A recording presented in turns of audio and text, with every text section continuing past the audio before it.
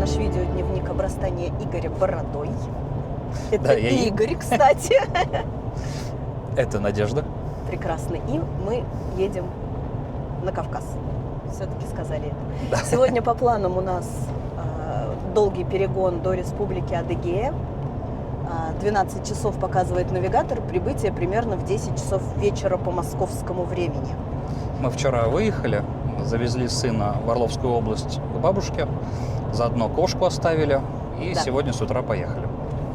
Вот, в общем-то, такие планы. Включимся, наверное, когда уже будем стоять с лагерем. Ну, как с лагерем. Прям большой лагерь не будем расправлять, скажем так. Просто переночуем. И с завтрашнего дня у нас уже начинается программа. Завтра полностью запланировано за один день посмотреть, в общем-то, максимально все, что можно в Адыгее. Самое основное – это въехать сегодня на территорию республики, там переночевать, чтобы Игорь мог поставить отметку, что он посетил этот регион в полной мере. И повесить следующую наклейку. И повесить наклейку, да, стикер. В общем-то, пока что так.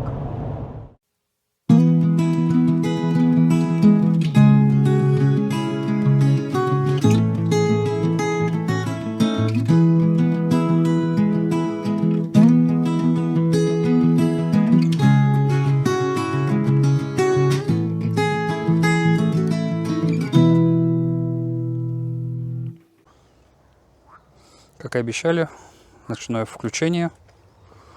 Приехали мы примерно в половину 10-го.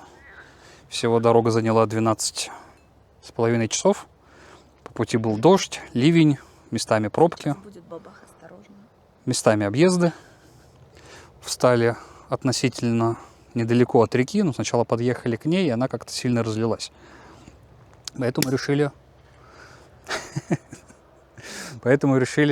первый раз встать немного подальше. Сейчас освещения особо нет. Мы немного отметим и Прекрасные манты. да, сейчас попробуем их показать, манты, но их тут плохо видно.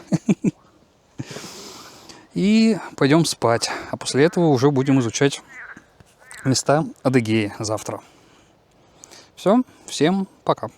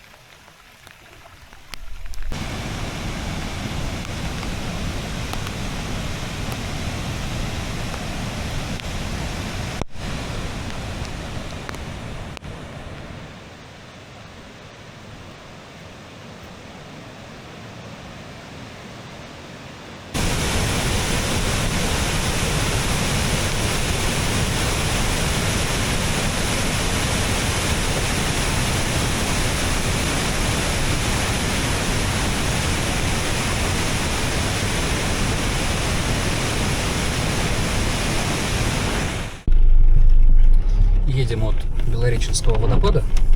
На удивление, очень симпатичное место. Ожидали гораздо худшего. Очень широкая вода, широкий водопад, сейчас хоть и невысокий. Приехал местный, тоже посмотреть, возможно, помедитировать в понедельник с утра. И сказал, что вода сильно выше, чем обычно. По метражу, естественно, их не назвал. Но место стоит того, чтобы заехать. Весьма интересно. Ночь сегодня прошла хорошо, тоже шел дождь, но было не холодно. Надя, правда, осипшая. Поэтому... Со вчерашнего дня, я не знаю почему. Поэтому вполне возможно, что большую часть времени придется записывать голос мне. Возле водопадов писать не стали, потому что дождь поливает очень сильно. И непонятно, что делать с мохнаткой на микрофоне.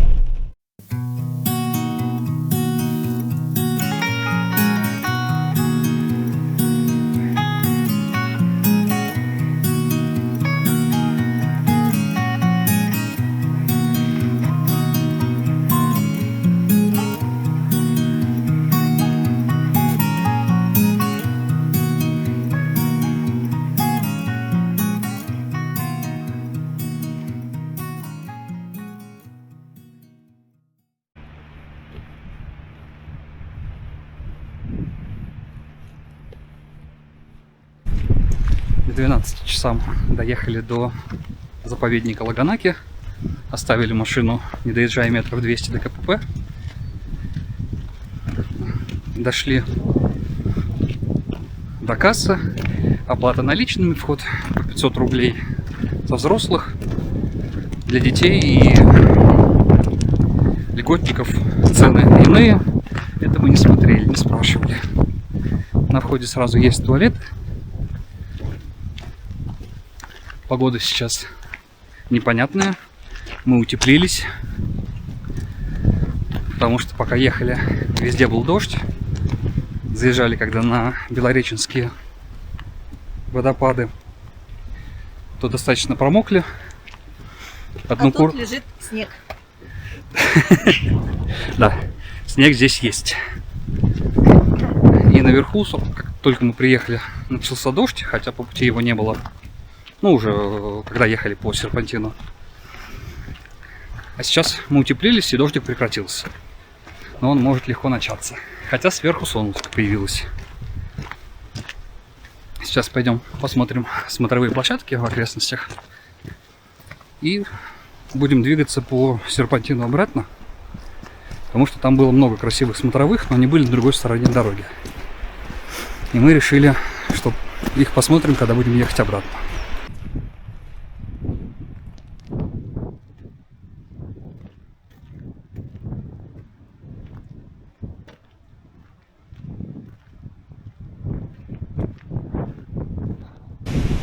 Мы дошли до первой смотровой, которая отмечена на Яндекс.Картах. Правда, она чуть-чуть ближе, чем там отмечена. Вид отсюда открывается весьма обширный.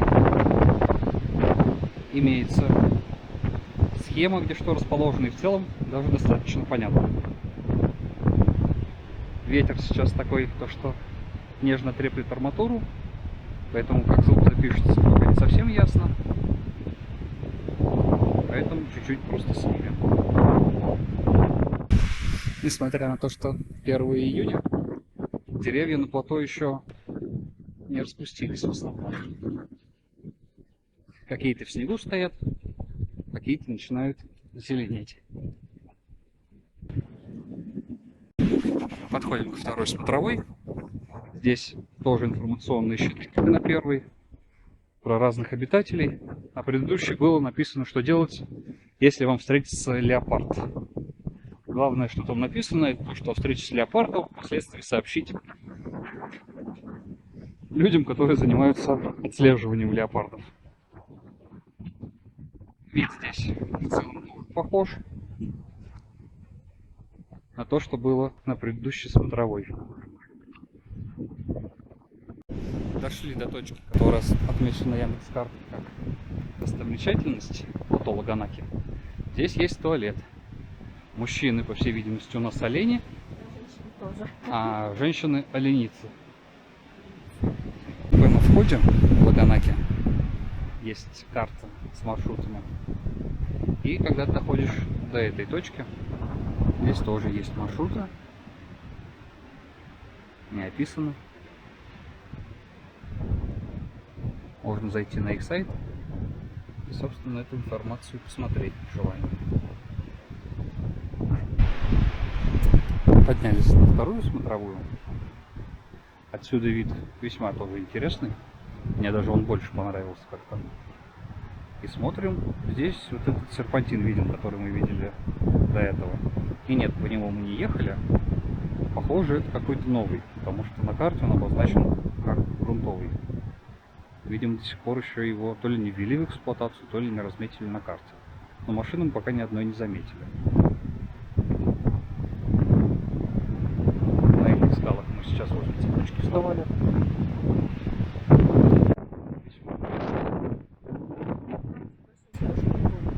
Где там леопард нашел свою шкуру.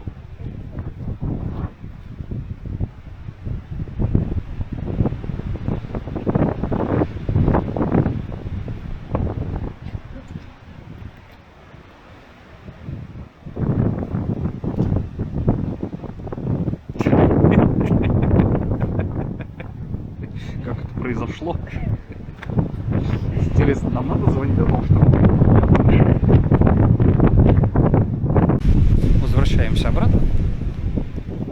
пути, когда мы шли к второй смотровой, в целом было достаточно тепло. Солнышко вышло, дождик накрапывал, но погода была приятная.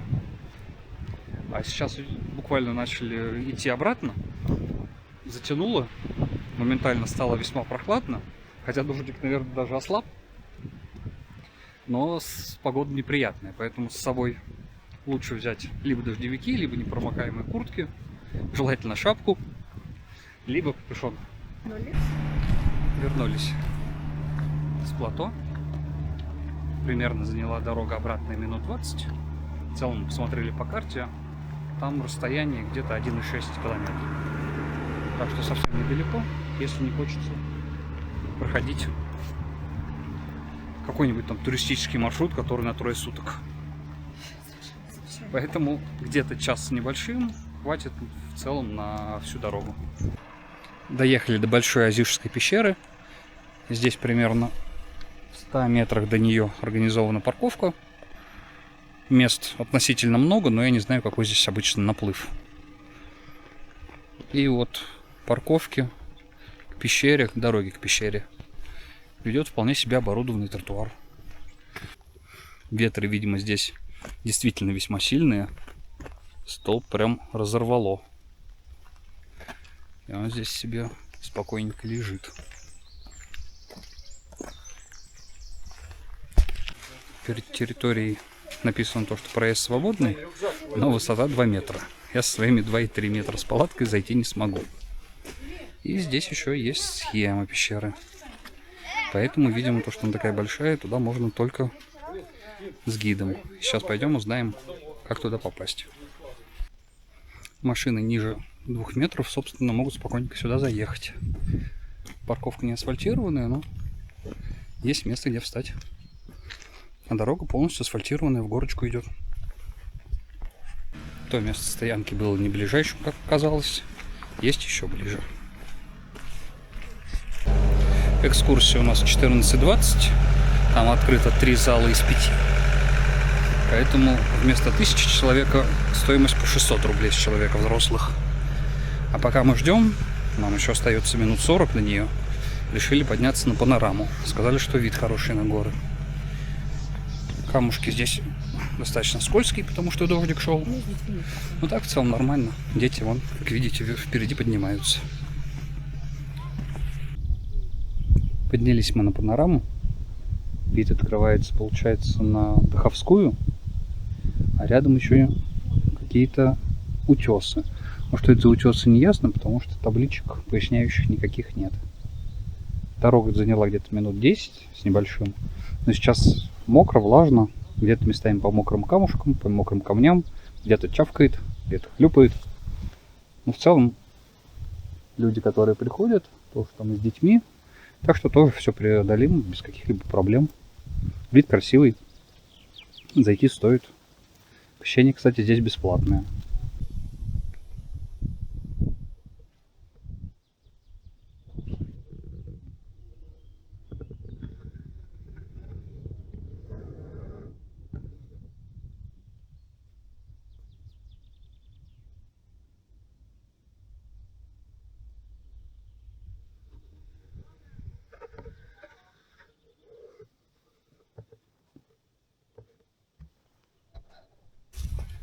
Помимо панорамы, здесь по пути в целом весьма симпатичный хвойный лес.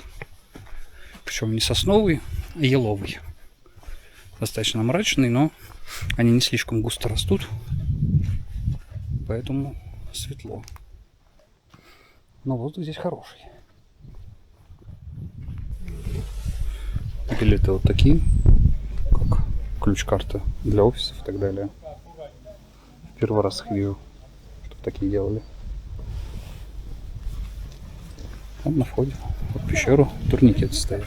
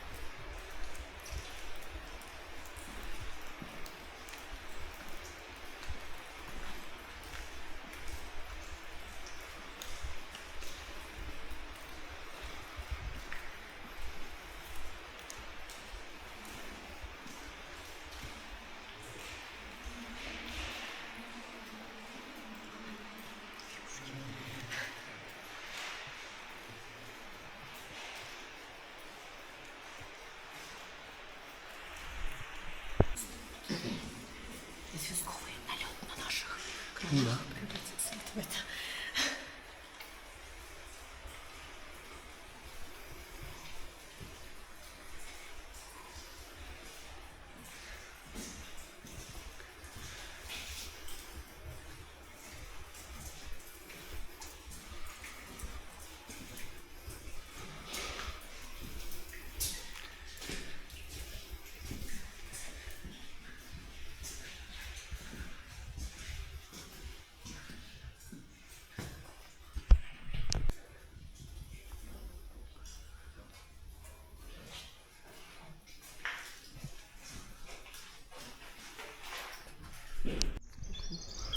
Возвращаемся из Большой Азижской пещеры. В третий раз. В третий раз мы возвращаемся из нее, судя по количеству видео.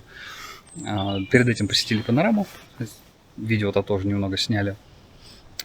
Пещеры до этой панорамы минут 10-15. В самой пещере спуск сначала достаточно крутой, скользкий, поэтому приходится держаться за поручни. Но оказывается, что он на самом деле не слишком-то и долгий, потому что когда мы поднимались, буквально 3-4 пролета, и ты уже наверху. Хотя нам сказали, что глубина пещеры, это там 9 этаж, примерно по высоте. Мы поднялись реально быстро. Жаль, не взяли фонарик, там, в принципе, интересное место было с духом-хранителем пещеры. То есть там прям действительно лицо очень хорошо видно на стенах. Что еще? Лев. Это расскажет экскурсовод. Да, все расскажет. Вам интересно, если любите какие-то такие места, то, естественно, точно стоит посетить. Но учитывайте, если колени у кого больные или по лестницам не любите, ну, какие-то дискомфорт, вот это стоит учитывать, тогда могут трудности возникнуть. Ну, и совсем маленькие дети, скорее всего, они будут все трогать, а их, наверное, и не допускают. Возможно. И скользкое все. Там проложены хорошие дорожки, хорошие лесенки. Но все достаточно скользко из-за того, что вода капает постоянно, поэтому от этого никак не избавиться. Ну, так ничего тоже. Любой человек, в общем-то, дойдет, но вот кроме у кого с суставами, с коленями, если проблемы, тогда стоит воздержаться. Экскурсия достаточно короткая получается. Да. Мы в 14:20 зашли, сейчас у нас вышли мы, наверное, 14:50, то есть где-то полчасика. Но при этом можно было спокойно там остаться еще побольше пофотографировать. Ну, мы уже в целом все поснимали, что хотели. Поэтому теперь сейчас возвращаемся обратно в машину, наверное, поедем в Майкоп.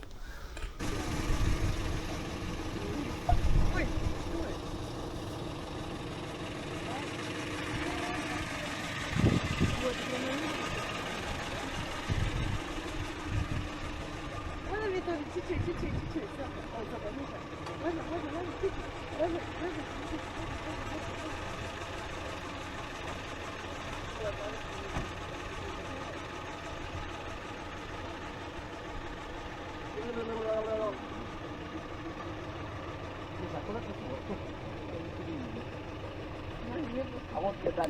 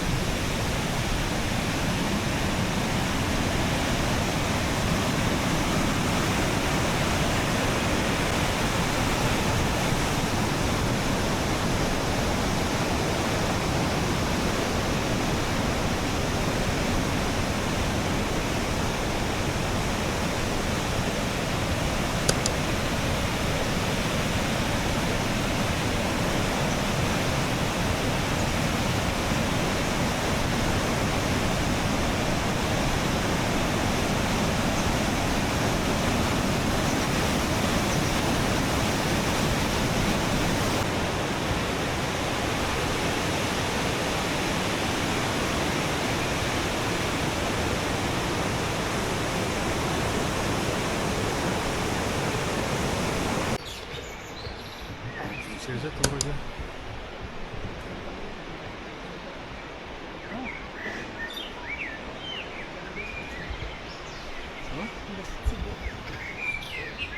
Тигр. Опасно. Осина сладенькая. Для тех, кто не увидел.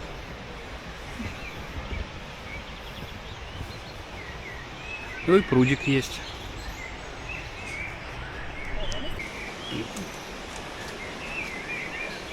Красивый. Но мы тебе оставили денег, да, тоже, чтобы тебе на сладенькое, вкусное дали. Еще почешешь спинку. Ну, почеши. Ну, почеши еще раз минутку.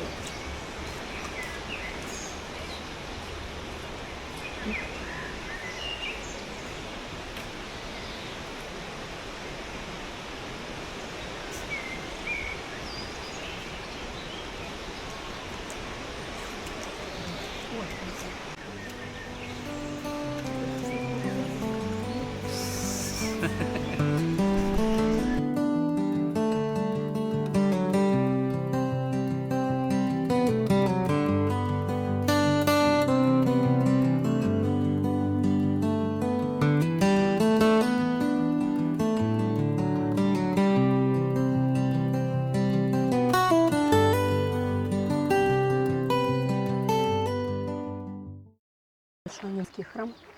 Красота тут такая. Ну-ка, Игорь, отойди от красоты. Отойди от красоты.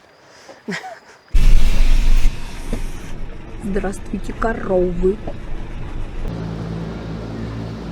Внимание, я забегаю. Тихонько. Ой. Прикольно. Ой, надо... Все, нас сфотографировали на магниты.